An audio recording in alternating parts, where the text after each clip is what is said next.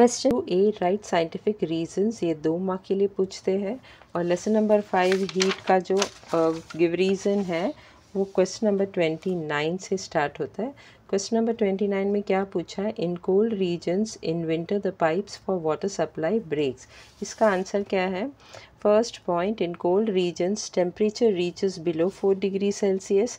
Second point, has the temperature decreases from 4 degree Celsius to 0 degree Celsius, water instead of contracting starts expanding due to its anomalous behavior. Hence, volume of water increases continuously. Third point, at the same time, metal pipes carrying water undergo contraction. Fourth point, as a result, pipes experience force applied by water and break. अब ये जो question है वो page number 66 में दिया हुआ है, use your brain power में। Second question, in cold regions in winter the pipes for water supply break, यहाँ तक ही पूछा है। और अगर रॉक्स क्रैक पूछेगा, in cold regions in winter rocks crack, तो उसका भी रीज़न वही है, सिर्फ पाइप के जगह में रॉक्स लिखना है। और अगर in cold regions in winter the pipes for water supply break पूछा है तो you have to write pipes and not rocks. और अगर दोनों पूछा तो दोनों भी लिखना है, the pipes of water supply break and rocks crack. 30th give reason, even if boiling water is constantly heated, its temperature does not rise. इसका आंसर जो है पेज नंबर 63 में दिया है। Even though heat energy is supplied to boiling water, water के पहले लिखना है boiling. I'll again start from the beginning. Even though heat energy is supplied to boiling water, its temperature does not rise. The heat energy is absorbed by water at this temperature and used to break the bonds between molecules of the liquid and convert the liquid into gaseous state. Thus, during transformation from liquid phase to gas phase, heat energy is absorbed by the liquid, but its temperature does not change. The constant temperature at which the liquid transformed into gaseous state is called the boiling point of the liquid. The heat energy absorbed at constant temperature during transformation of liquid into gas is called the latent heat of vaporization. 31st give reason, use a pressure cooker to cook food in cold air. इसका answer जो है text book में नहीं दिया है, तो what is the answer of this give reason. First point, in cold air high temperature is required for cooking food, hence more heat energy has to be supplied and this consumes more time. Second point, pressure cooker operates by giving out the air within the cooker and trapping steam produced from the liquid boiling inside. Third point, due to high internal pressure, boiling point of liquid increases and liquid boils at a temperature higher than its boiling point. Fourth point, the increased boiling point allow more absorption of heat by liquid and steam formed is superheated, causing food to get cooked quickly. Last point, hence we should use pressure cooker to cook food in cold air. 32nd give reason, in cold regions snow falls in winter. इसका answer भी text book में नहीं है, तो इसका answer क्या है, in cold regions when temperature is extremely low, water vapor freezes around smoke or dust particles forming ice crystals. Second point, when these ice particles combine with each other, they turn heavy and start falling to the ground. Third point, this give rise to snowfall in cold regions in winter. 33rd give reason, the bottom of some steel utensils used for cooking is copper. इसका answer क्या है, first point, copper is better conductor of heat as compared to steel. Second point, also copper can conduct heat faster than steel, hence copper bottom gets heated faster than steel. Third point, this reduces time for cooking, saves heat energy and fuel. Fourth point, hence the bottom of some steel utensils used for cooking is copper. 34th give reasons, drops of water can be seen accumulating on the glass of vehicles in the early hours of winter. इसका answer क्या है, when temperature of air at early hours in winter falls, air becomes saturated with vapor. Second point, as a result the excess vapor condenses on the surface of objects in the form of dew. Third point, when the dew settles on glass of vehicles, drops of water accumulating on glass can be seen. 35th, give reason. During the winter season, we may have observed a white trail at the back of flying plane. या high को cut करके plane लिखना. Flying plane in the clear sky, or sometimes it may not have formed. इसका answer जो है वो page number 67 में दिया हुआ है. As the plane flies, the vapor released by the aeroplane engine condenses and forms clouds. If the surrounding air is having more relative humidity, it takes a long time for the white trail formed by condensation of the vapor to disappear. If relative humidity of the surrounding air is less, either the size of the white trail may be small or it may not even get formed. Hence, उसके बाद question से लिखना है. Hence, during the winter season, we may have observed a white trail at the back of flying plane in the clear sky, or sometimes it may not have formed. 36th, give reason. Fish can survive even in frozen ponds in cold regions. इसका answer जो है first point, in cold regions during winter the temperature falls below 0 degrees Celsius. Second point, as the temperature decreases, water at the surface of ponds starts contracting, hence its density increases and it sinks to the bottom. Third point, this process continues till the temperature of all the water in a pond falls to 4 degrees Celsius. Fourth point, water due to its anomalous behavior has maximum density at 4 degrees Celsius. Fifth point, as the temperature of the water at the surface falls below 4 degrees Celsius, it starts expanding instead of contracting, hence its density decreases and it remains at the surface. Sixth point, if the temperature of water lowers further, then at 0 degrees Celsius, ice is formed at the surface of pond with water below the layer of ice at 4 degrees Celsius. Next point, ice being poor conductor of heat blocks the further heat exchange between atmosphere and water in the pond. Last point, as the water below the layer of ice remains at 4 degrees Celsius, fishes can survive even in frozen ponds in cold regions. अभी इसका जो question है वो page number 66 में दिया हुआ है. In regions with cold climate, the aquatic plants and animals can survive even when the atmospheric temperature goes below 0 degrees Celsius. तो यहाँ पे फिश के बारे में पूछा है, एक्वेटिक एनिमल्स के बारे में. तो कोल्ड रीजन में एक्वेटिक एनिमल्स कैसे सर्वाइव कर पाता है जब ये टेम्परेचर एटमोसफेयर का 0 डिग्री सेल्सियस है. 37th, give reason. Placing a plastic bottle filled with water in the freezing compartment in the freezer can cause the bottle to explode. इसका आंसर टेक्स्ट बुक में नहीं है. What is the answer of this? When a plastic bottle filled completely with water is placed in the freezer, temperature of water starts falling down. Second point, when temperature of water reaches 4 degrees Celsius due to its anomalous behavior starts expanding.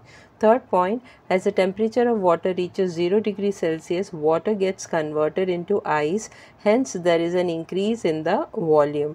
Last point, this exerts pressure on the sides of the bottle, hence a plastic bottle filled with water kept in the freezer can cause the bottle to explode. 38, give reason. Even if the wire moves through the ice slab does not break. इसका answer क्या है? First point, when a thin wire with two equal weights attached to its ends is hung over the block of ice, it exerts pressure on the ice below it. Second point, due to this, the melting point of the ice below the wire is lowered and some ice melts. Third point, the wire passes through the water so formed. Fourth point, the water above the wire is no longer under pressure and therefore freezes.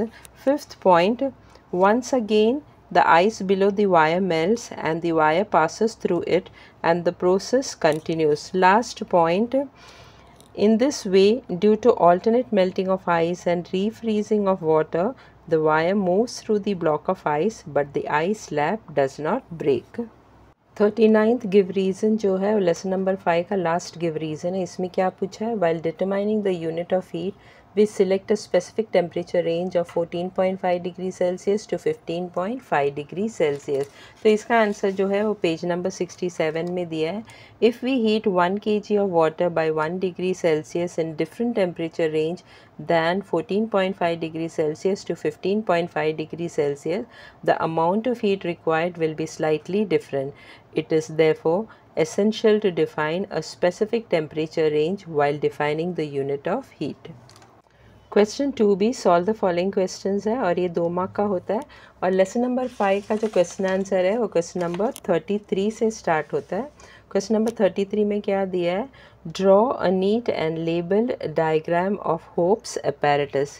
जो diagram है वो page number 65 में दिया है। This is the diagram of hopes apparatus और इसका labelling भी करना है।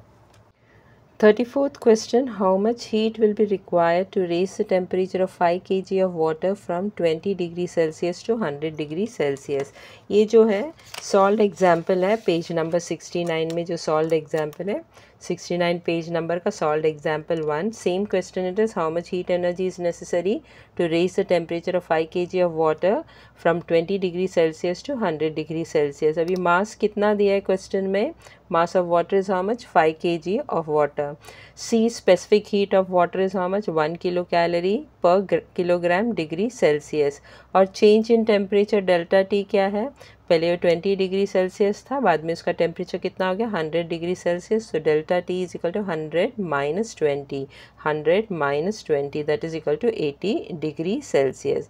ना energy to be supplied to water is equal to energy gained by water, that is equal to what, formula क्या है, mass of water into specific heat of water into change in temperature of water, that is m into C into delta T.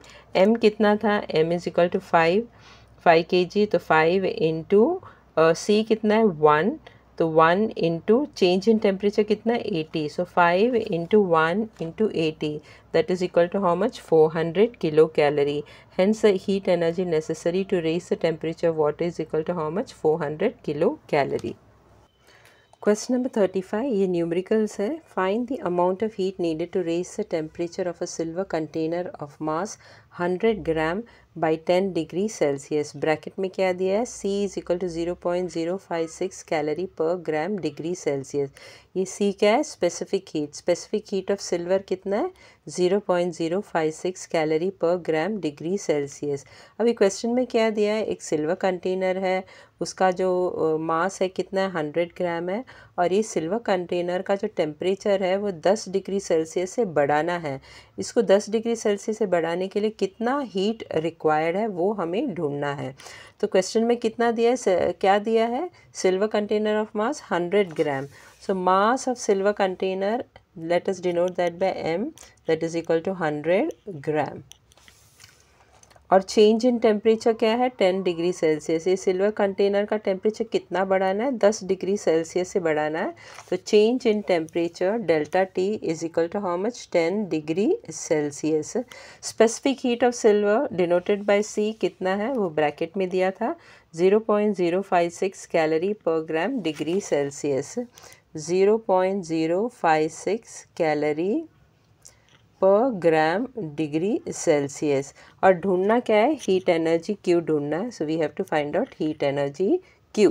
Now according to the principle of heat exchange, energy supplied by silver container is equal to energy gained by silver container.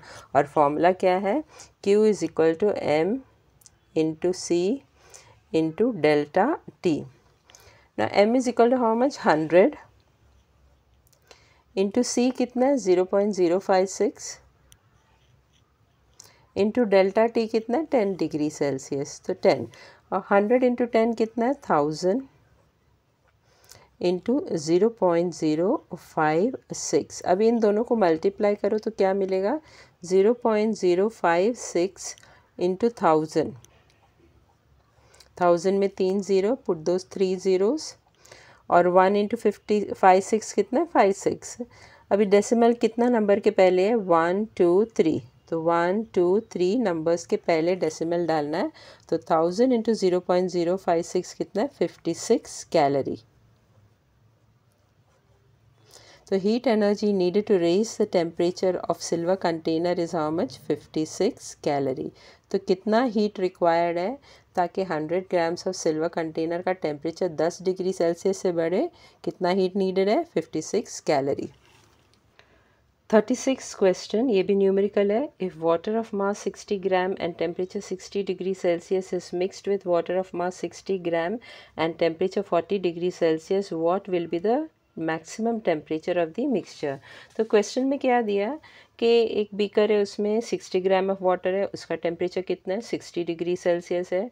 और एक beaker है, उसमें भी water है, उसका भी मास कितना है? 60 ग्राम, लेकिन इसका टेम्परेचर 40 डिग्री सेल्सियस है. अभी ये दोनों क्वांटिटी ऑफ वाटर को मिक्स करेंगे तो ये मिक्सचर का फाइनल टेम्परेचर कितना है वो ढूंढना है. So let the maximum common temperature of the mixture be T degree Celsius. तो यानी ये दोनों जब भी क्वांटिटी ऑफ वाटर, ये बीकर का पानी और ये बीकर का पानी दोनों को मिक्स करेंगे. मिक्स करने के बाद ये मिक्सचर का टेम्परेचर कितना है वो ढूंढना है.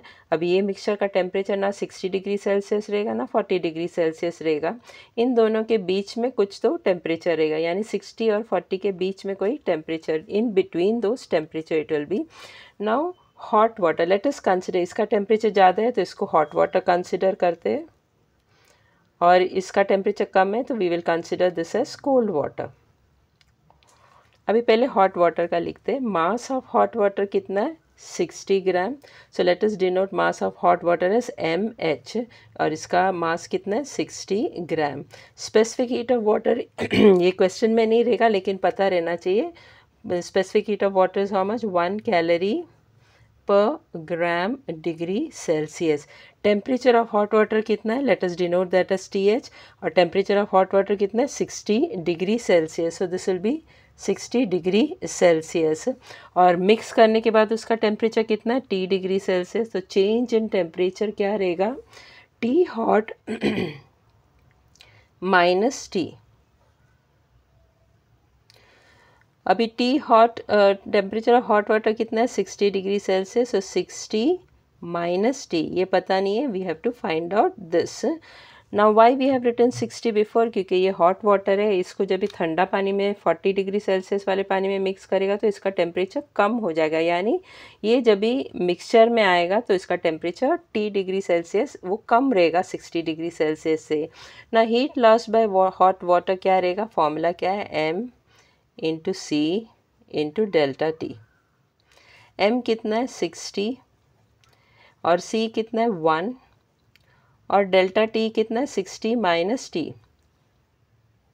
60 minus T. Now 60 into 1 is how much? 60, और 60 माइनस T.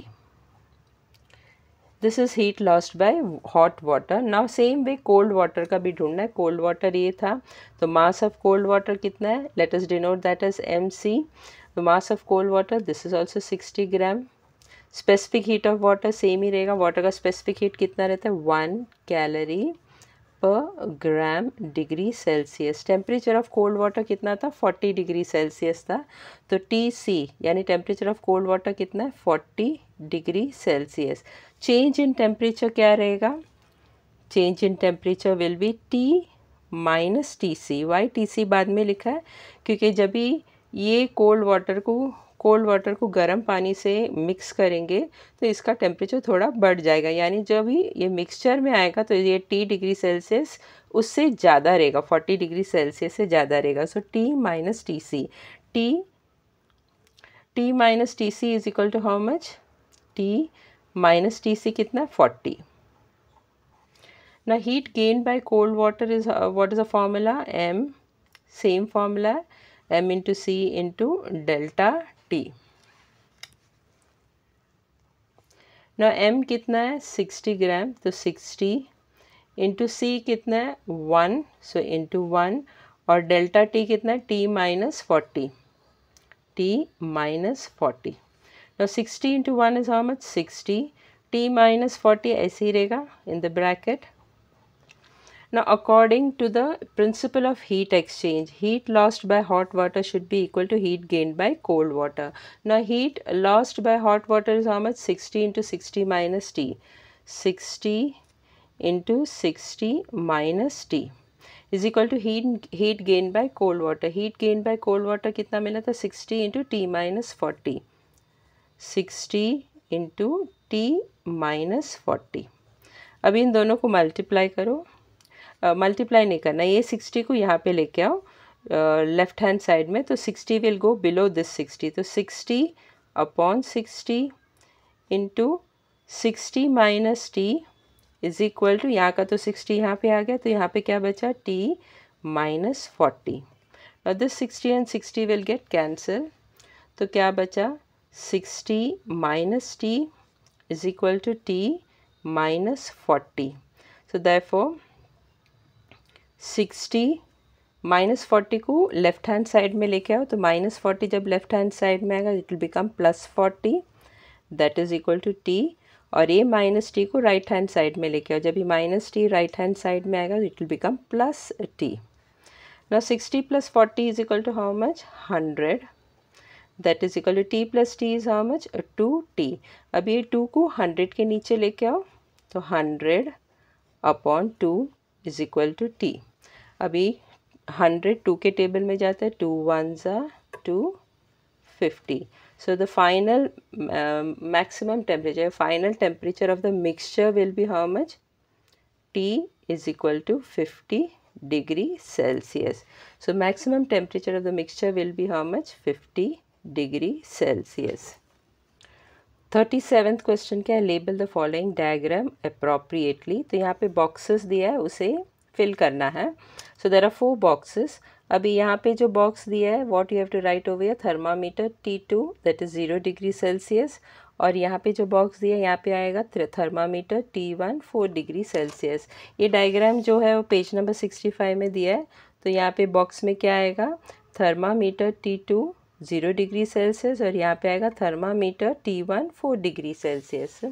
अभी यहाँ पे क्या है, this is a freezing mixture, this is what, freezing mixture, ice plus salt, you can see over here it is given, this is a freezing mixture। और फिर यहाँ पे भी एक लेबलिंग दिया हुआ है, ये भी लिखना है। तो यहाँ पे फ्लैट बाउल लिखना है, फ्रीजिंग मिक्सचर नहीं लिखना है, फ्लैट बाउल लिखना है। That you can see this is what, this is, don't have to write freezing mixture over here, इसे फ्लैट बाउल करके लिखना, flat bowl. You can see over it is given over here. In Hope's apparatus, a flat bowl is attached to a cylindrical container. तो ये cylindrical container है, ये लंबा वाला जो है वो cylindrical container है, और उसके बाजू में जो है वो flat bowl है। Question number 38, observe the following diagram and write the answers to the questions given below। अब ये ग्राफ दिया हुआ है, ये ग्राफ को ऑब्जर्व करके यहाँ पे 2 क्वेश्चन दिया है, ए और B, we have to answer those question. अभी ये ग्राफ जो है it is given in page number 65, same one is given over here. Now what is the first question they have asked, which process does the graph represent.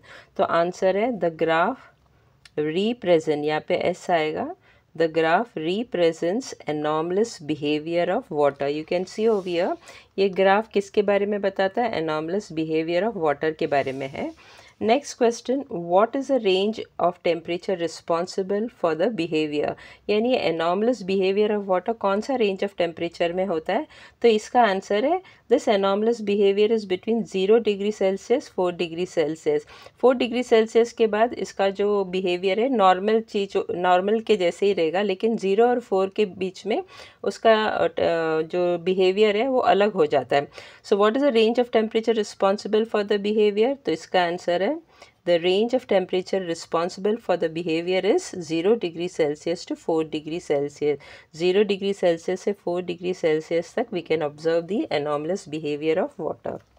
Lesson number 5 का solve the following question का ये last question है, question number 39, ये भी numerical है। Question number 39 में क्या दिया है, find the amount of heat needed to raise the temperature of a piece of iron of mass 500 gram by 20 degree Celsius, और ब्रैकेट में क्या दिया है, C is equal to 0.110 calorie per gram degree Celsius.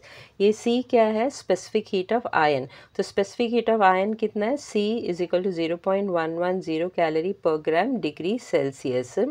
तो question में क्या दिया है, एक आयन मास है जिसका वेट कितना है 500 ग्राम है, और इस आयन मास का का टेम्परेचर 20 डिग्री सेल्सियस से बढ़ाना है। तो इस आयन मास का टेम्परेचर 20 डिग्री सेल्सियस से बढ़ाने के लिए कितना हीट रिक्वायर्ड है ये हमें ढूंढना है। ये सम नंबर 35 के जैसे ये सेम है, उसमें सिल्वर कंटेनर था और इसमें पीस ऑफ आयन दिया है। So what is the mass of piece of iron? 500 gram. तो mass of iron piece m is equal to what? 500 gram. Change in temperature, उसका टेम्परेचर कितना बढ़ाना है? 20 डिग्री सेल्सियस से बढ़ाना है। So change in temperature delta T is equal to what? 20 degree Celsius. Specific heat of iron कितना दिया है? Specific heat of iron is 0.110 calorie per gram degree Celsius. तो specific heat of iron C is equal to what? 0.110 calorie per gram degree Celsius. Heat energy Q ये हमें ढूंढना है ना। According to the principle of heat exchange क्या आएगा? Energy supplied by iron piece is equal to energy gained by iron piece, that is Q is equal to M into C into delta T। M कितना है? 500 into C कितना है? 0.110 into delta T कितना है? 20 degree Celsius. अभी 500 into 20, 500 को 20 से multiply करो, इसमें एक ज़ीरो है, इसमें दो ज़ीरो है, तो 1 2 3, 5 2 ज़ा कितना है? 10। तो 500 इंटू 20 कितना है? 10,000 इंटू 0.110। अभी 0.110 को इंटू 10,000 करो तो व्हाट यू विल गेट? इसमें कितना ज़ीरो है? 1 2 3 4 5, 1 2 3 4 5। अभी 1 इंटू 110 कितना रहेगा? 110। एक ज़ीरो तो ऑलरेडी डाला है, तो 1 इंटू 11 क्या रहेगा? 11। तो नाउ 3 नंबर के पहले डेसिमल डालना है, 1 2 3, तो यहाँ पे डेसिमल आएगा, तो आंसर क्या रहेगा? 1100 कैलोरीज। तो कितना heat is needed to raise the temperature of iron piece by 20 degree Celsius? 1100 calorie. तो आंसर लिखना, heat energy needed to raise the temperature of iron piece is 1100 calorie. Question 2 भी right short notes, ये 2 mark के लिए पूछते हैं और ये फर्स्ट और सेकंड जो है वो लेसन नंबर 1 का है विच आई हैड मिस्ड आउट। तो लेसन नंबर 1 का फर्स्ट वाला क्या था? Escape velocity. ये पेज नंबर 13 और 14 में दिया हुआ है टेक्स्ट बुक में इसका एक्सप्लेनेशन। इसका शॉर्ट नोट क्या है? Escape velocity, first point, the minimum velocity with which a body should be projected from the surface of a planet or moon so that it escapes from the gravitational influence of the planet or moon is called as escape velocity. Second point, escape velocity is given as V escape is equal to root of 2 gm upon r, that is equal to root of 2 gr, where m is the mass of the planet, r is the radius of the planet and g is acceleration due to gravity of the planet. Last point, the escape velocity is different for different planets. Second short note किसके बारे में? Free fall. ये भी lesson number 1 का है, ये page number 11 में दिया हुआ है। When ever an object moves under the influence of the force of gravity alone it is said to be falling freely. In free fall, the initial velocity of the object is 0 and goes on increasing due to acceleration due to gravity of the earth. During free fall, the frictional force due to air opposes the motion of the object and a buoyant force also acts on the object. Thus, true free fall is possible only in vacuum. Question number 3 में किसका short note लिखना है? Anomalous behaviour. अभी ये page number 64 और 66 में दिया है। 64 में क्या दिया है? In general, when a liquid is heated up to a certain temperature, it expands, and when cooled, it contracts. Water, however, shows a special and exceptional behavior. If we heat water from 0 degrees Celsius to 4 degrees Celsius, it contracts instead of expanding. At 4 degrees Celsius, its volume is minimum due to contraction. If the water is heated further, it expands and its volume increases. The behavior of water between its temperature from 0 degrees Celsius to 4 degrees Celsius is called anomalous behavior of water. You can add some examples also. Example जो है वो page number 66 में दिया है। Some examples of the anomalous behavior of water are: in regions with cold climate, the aquatic plants and animals can survive even when the atmospheric temperature goes below 0 degrees Celsius. In cold regions in winter, the pipes of water supply break and even rocks crack. Question number 4, right short notes on specific capacity. ये page number 68 में और 69 में दिया है। 68 में से यहाँ से लिखना है the amount of heat energy required to raise the temperature of a unit mass of an object by 1 degree Celsius is called the specific heat of that object. The specific heat capacity is denoted by letter C. The SI unit of specific heat is joules per degree Celsius kg and CJ's unit is calorie per gram degree Celsius. Specific heat capacity is different for different substance. Or last point you have to write from page number 69. The specific heat of an object can be measured using mixing method. For this, calorimeter is used. Question number 5, write short notes on dew point temperature. ये page number 66 और 67 में दिया है। 66 यहाँ से 66 page से यहाँ से लिखना है suppose unsaturated air at a certain temperature is taken and its temperature is decreased. A temperature is reached at which the air becomes saturated with vapor. This temperature is called the dew point temperature. Next point page number 67 से लिखना है The relative humidity of the dew point temperature is 100%. और फिर examples लिखना है Drops of water can be observed on the outer surface of bottle. In the same way, if you observe the leaves of plants, grass or window glass of a vehicle in the early morning, we see water droplets collected on the surface. These are the example. You can write over here. These are some examples of dew point temperature.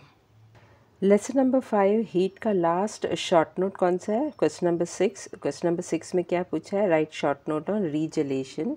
इसका answer है the phenomenon in which the ice converts to liquid due to applied pressure and then reconverts to ice once the pressure is removed is called regelation. Second point, due to applied pressure, melting point of ice is lowered below 0 degrees Celsius. As a result, ice gets converted into water at 0 degrees Celsius. Third point, when the applied pressure is removed, the melting point is restored to 0 degrees Celsius and water gets reconverted into ice. Fourth point, preparation of ice ball uses the phenomenon of regelation.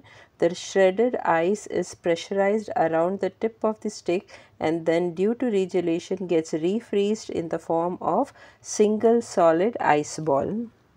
Question 3, answer the following. ये 3 marks का है और lesson number 5 का जो question answer है वो question number 36 से start होता है।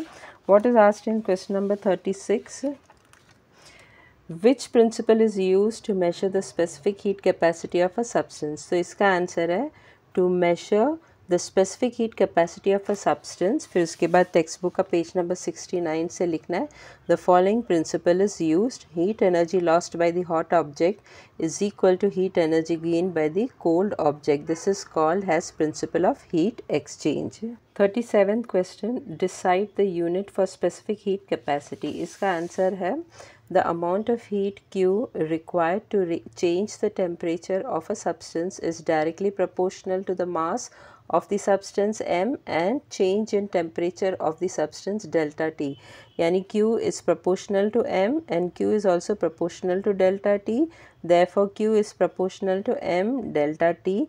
Now, remove the proportional sign and put equal to sign. Therefore, Q is equal to C into M into delta T, where C is the specific heat or specific heat capacity of a substance. From equation 1, equation 1 ये है. From equation 1 what we get? अभी C को इधर रखो और M into delta T को left hand side में लेके आओ. जब भी M into delta T left hand side में आएगा it will come below Q. So C is equal to Q upon M delta T. Let this be equation 2. Now SI unit of heat is joules, mass is kg and change in temperature is degree Celsius. Therefore SI unit of specific heat capacity is joules per kg degree Celsius. C is equal to क्या मिला था? Q upon M delta T. That is equal to what? Q का unit क्या है? Joules और M का unit क्या है? किलोग्राम. तो kg और ऐसा टेम्परेचर का क्या है, डिग्री सेल्सियस, तो degree Celsius. So what is the SI unit of specific heat is joules per kg degree Celsius. उसी तरह सीजीएस यूनिट क्या रहेगा, CGS unit of heat is calorie, mass is gram, and change in temperature is degree Celsius. Therefore CGS unit of specific heat capacity is calorie per gram degree Celsius. तो Q upon M delta T है, so that is equal to CGS unit of heat is what, calorie, तो C upon M is what, gram, and delta T is what, degree Celsius. So degree Celsius. So what is the CGS unit of specific heat capacity, calorie per gram degree Celsius. 38th question. In cold regions in winter, the rocks crack due to anomalous expansion of water. Explain the term. इसका answer क्या है, in cold regions temperature reaches below 4 degree Celsius. Second point, as the temperature decreases from 4 degrees Celsius to 0 degrees Celsius, water, instead of contracting, starts expanding due to its anomalous behavior. Hence, volume of water increases continuously. Third point, at the same time, rocks with fissures filled with water undergo contraction. Last point, as a result, rocks experience force applied by water and crack. अभी ये जो question है वो page number 66 में दिया हुआ है. Use your brain power. Second question में, in cold regions in winter the rocks crack. इसका आंसर टेक्स्ट बुक में नहीं है, मगर इसका रीज़न क्या है, एनॉर्मलस बिहेवियर ऑफ वाटर के वजह से ये होता है.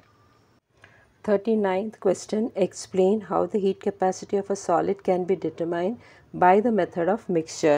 ये पेज नंबर 69 पे दिया हुआ है. First you have to write down the specific heat of an object can be measured using mixing method. For this calorimeter is used. फिर उसके बाद इधर से if a hot solid object is put in water, यहाँ से लेके यहाँ तक लिखना है. Using this equation, if the specific heat of water in the calorimeter are known, the specific heat of the solid object can be calculated. I repeat once more. इसका answer कहाँ से है, the specific heat of an object can be measured by using mixing method. For this calorimeter is used. और फिर उसके बाद यहाँ से स्टार्ट करना है. If a hot solid object is put in water, से लेके यहाँ तक heat of the solid object can be calculated. 40th question, what is meant by latent heat? How will the state of matter transform if latent heat is given off? इसका answer क्या है, the heat energy required to change the substance from one state to another at constant temperature is called as latent heat of substance. Second point, when latent heat is given off from a substance, it causes strengthening of bonds between atoms or molecules, causing change of state of the substance. Third point, when liquid substance gives off latent heat of fusion, strengthening of bonds results into pulling of atoms or molecules of liquid closer and it changes into solid state. Fourth point, similarly, when gaseous substance gives off latent heat of vaporization, strengthening of bonds results into pulling of atoms or molecules of gas closer and it changes into liquid state. अब ये जो explanation है वो diagram form में भी दिखाया हुआ है. जैसे कि गैस जो है when it loses latent heat of gives off the latent heat of vaporization, तो जो बॉन्ड्स होता है एटम्स और मॉलिक्यूल्स के बीच में वो और भी स्ट्रॉन्ग हो जाता है और गैस जो है वो लिक्विड फॉर्म में कन्वर्ट होता है. उसी तरह जब लिक्विड जो है when it gives off the latent heat of fusion, तो जो लिक्विड का जो एटम्स और मॉलिक्यूल्स है उसके बीच में जो बॉन्ड है वो स्ट्रॉन्ग हो जाता है और लिक्विड जो है वो सॉलिड स्टेट में कन्वर्ट हो जाता है. 41st question, what is the role of anomalous behavior of water in preserving aquatic life in regions of cold climate? तो इसका आंसर है, first point, in cold regions during winter the temperature falls below 0 degrees Celsius. Second point, as the temperature decreases, water at the surface of lake and ponds starts contracting. Hence its density increases and it sinks to the bottom. Third point, this process continues till the temperature of all the water in a pond falls to 4 degrees Celsius. Fourth point, water due to its anomalous behavior has maximum density at 4 degrees Celsius. Fifth point, as the temperature of the water at the surface falls below 4 degrees Celsius, it starts expanding instead of contracting. Hence, its density decreases and it remains at the surface. Sixth point, If the temperature of the water lowers further, then at 0 degrees Celsius, ice is formed at the surface of pond with water below the layer of ice at 4 degrees Celsius. Next point, ice being poor conductor of heat blocks the further heat exchange between atmosphere and water in the lake or pond. Last point, hence, due to anomalous behavior of water, aquatic life in regions of cold climate is preserved. अभी ये जो question है वो page number 66 में दिया हुआ है. Use your brain power. In regions with cold climate the aquatic plants and animals can survive even when the atmospheric temperature goes below 0 degree Celsius. तो ये क्वेश्चन का भी आंसर यही है. 42nd question, how can you relate the formation of water droplets on the outer surface of a bottle taken out of the refrigerator with the formation of dew? तो question में क्या पूछा है, formation of due यानी सुबह सुबह ठंड के टाइम में सुबह सुबह if you observe leaves, grass, vehicles, गाड़ी के ऊपर सब ड्रॉप्स ऑफ वाटर दिखाई देता है यानी ड्यूज दिखाई देता है. उसी तरह जब हम फ्रिज में से ठंडा बॉटल, पानी का ठंडा बॉटल बाहर रखेंगे तो बॉटल में भी ड्रॉप्स ऑफ वाटर दिखाई देता है. तो इन दोनों में क्या रिलेशन है वो बताना है. तो उसका आंसर है first point, when temperature of air at dawn falls, air becomes saturated with vapor. As a result, the excess of vapor condenses on the surface of objects in the form of dew. Second point, when a bottle is taken out from refrigerator, it cools the surrounding it. Air in the surrounding becomes saturated with vapor and excess vapor condenses on the surface of bottle in the form of water droplets. Third point, thus both the phenomena takes place due to air reaching its dew point temperature. अभी ये same question जो है वो page number 67 में दिया हुआ है. Try this में drops of water can be observed on the outer surface of bottle. In the same way, if we observe leaves of plants, grass or window glasses of vehicles in the early morning, we see water droplets collected on the surface. तो इसका भी answer वही है जो मैंने अभी explain किया था. क्वेश्चन नंबर 43, ये जो है वो लेसन नंबर 4 का है जो we have already discussed in that chapter. 44th question क्या है, Geeta observed white trail at the back of the aeroplane in a clear sky to answer the questions from this incident given below. तो कुछ questions पूछा है related to this, we have to answer that question. Now first question क्या पूछा है, what will be the effect of relative humidity of the air surrounding the plane. तो उसका answer page number 67 में दिया हुआ है. If the surrounding air is having more relative humidity, it takes a long time for the white trail formed by condensation of the vapor to disappear. Next question क्या पूछा है, what will be the effect of relative humidity if the air surrounding the plane is low. तो उसका answer भी page number 67 में ही दिया हुआ है.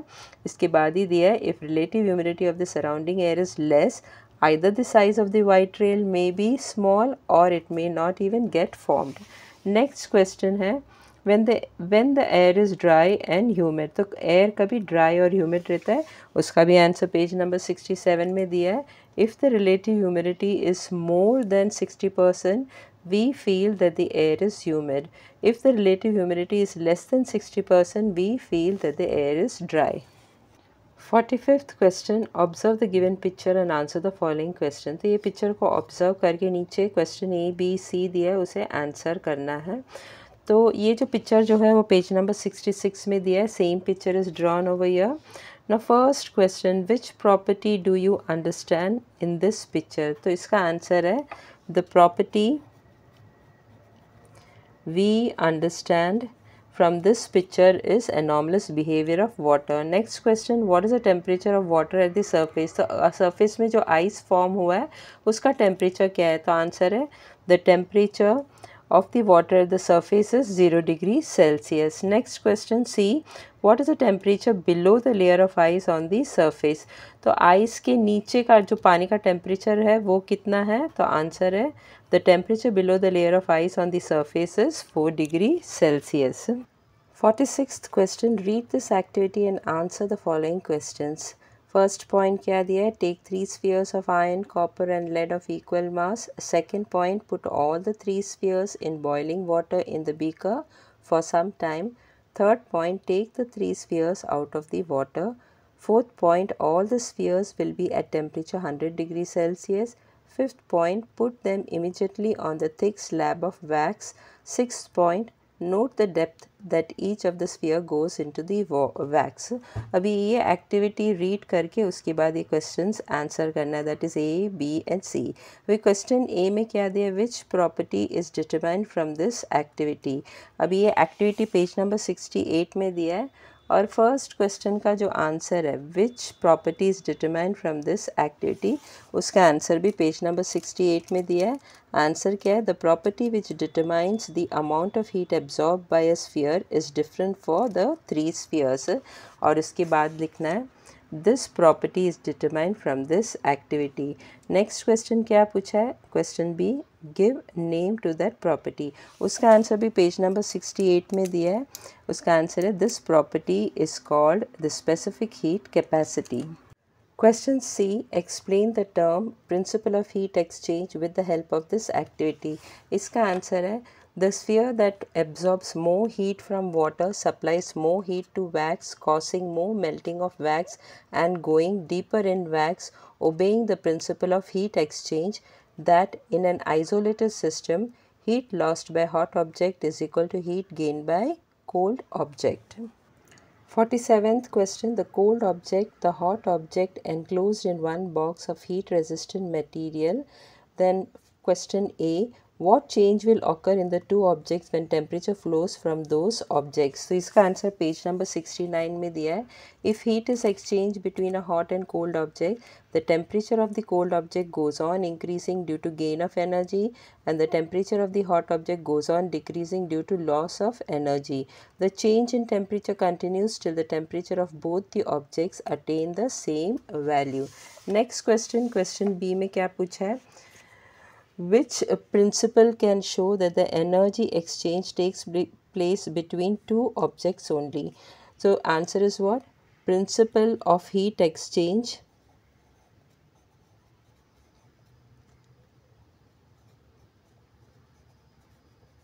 can show, here it will come, principle of heat exchange can show that the energy exchange takes place between two objects only when kept in isolated system. अभी isolated system का मतलब क्या है, वो भी पेज नंबर 69 में दिया है।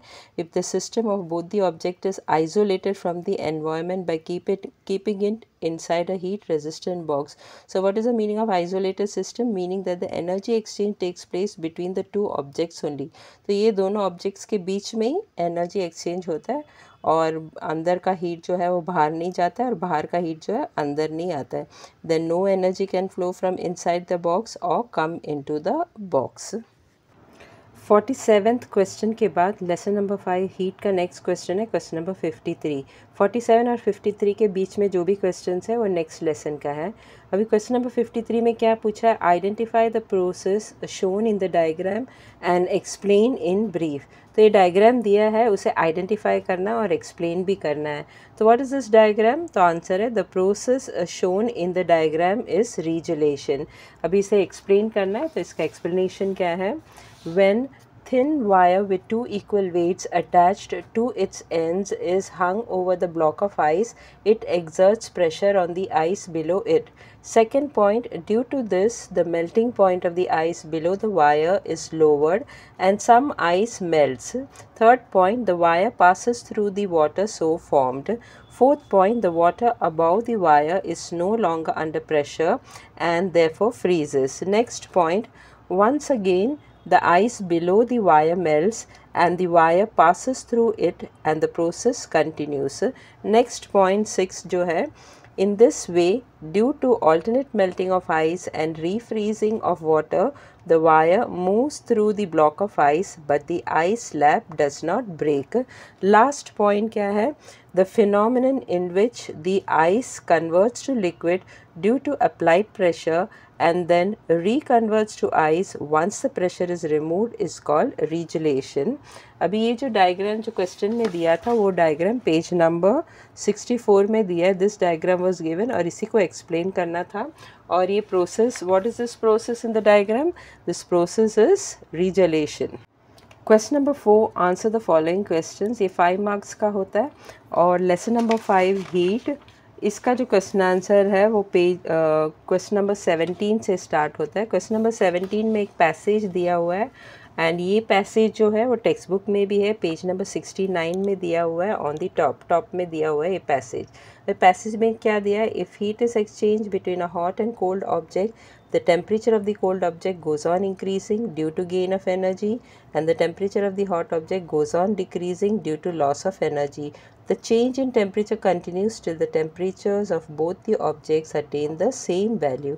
In this process, the cold object gains heat energy and the hot object loses heat energy.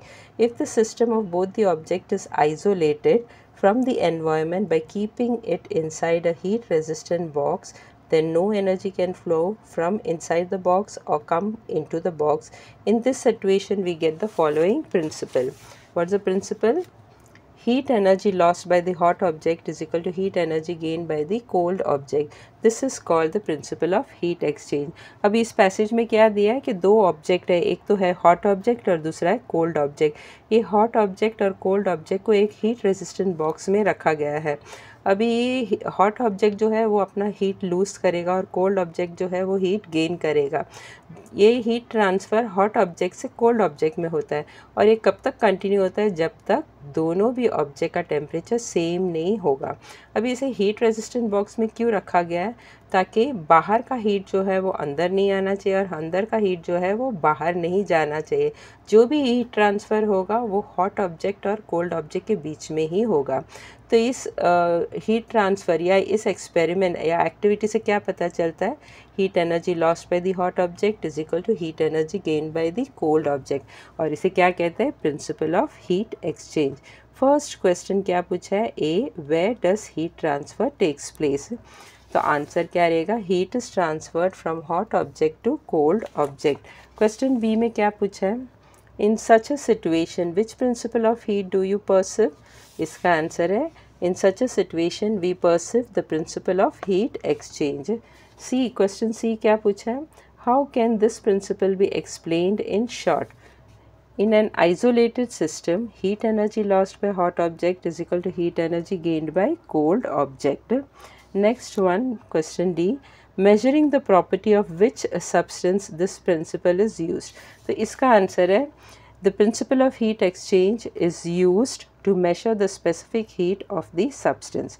अभी मैंने पहले ही बताया था कि ये पैसेज जो है वो पेज नंबर 69 में दिया हुआ है। यू कैन सी ओवर, यहाँ से लेके यहाँ तक वो पैसेज में दिया है and you will get the answers from this passage only. Lesson number 5 heat, इसका जो लास्ट क्वेश्चन बैंक से है वो क्वेश्चन नंबर 18 है। क्वेश्चन नंबर 18 में क्या दिया है, explain the following temperature time graph. तो ये जो टेम्परेचर टाइम ग्राफ जो दिया हुआ है इसे देख के इसे एक्सप्लेन करना है। और ये टेम्परेचर वर्सेस टाइम ग्राफ जो है वो पेज नंबर 63 में दिया हुआ है। You can see this is the same graph which is given in the question. और इसका एक्सप्लेनेशन जो है वो पेज नंबर 62 और 63 में मिल जाएगा। Now in short I will explain what is the answer of this. The given temperature versus time graph shows what happens when ice and water is heated continuously. Second point, the temperature of the mixture remains constant at 0 degrees Celsius till all the ice melts into water as shown by the line AB. This temperature is the melting point of ice. Third point, on further heating, the temperature rises steadily from 0 degrees Celsius to 100 degrees Celsius as shown by the line BC. Fourth point, at 100 degrees Celsius, water starts converting into steam. Further heating does not change the temperature, it remains constant at 100 degrees Celsius till all the water converts into steam as shown by the line CD. This temperature is the boiling point of water. तो ये explain किया हुआ है इस graph में।